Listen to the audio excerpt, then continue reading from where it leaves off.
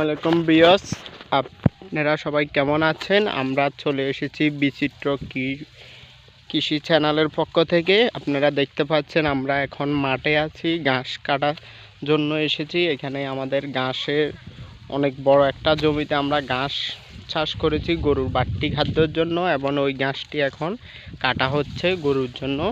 আমরা প্রতিদিন কম বেশ আমাদের এই ক্ষেত থেকে ঘাস কাটি এবং আমাদের গরুদের বাড়তি খাবারের জন্য এই ঘাসগুলা দিই। এবং আমাদের দুধের যে সকল গাভী আছে সেই সকল গাভী এই ঘাসগুলো খেয়ে অধিক পরিমাণে দুধ দেয় এবং আমরা অনেক বেশি লাভবান হয়ে থাকি। স্বল্প ব্যয়ে এই ঘাস খেতটির থেকে আমরা অধিক ঘাস পেয়ে থাকি এবং অধিক পরিমাণে লাভবান হওয়ার জন্য আশা করতেছি। আমাদের অনেক ঘাস হয়েছে, দেখতেছেন আমরা ঘাসগুলা এখন কাটতেছি।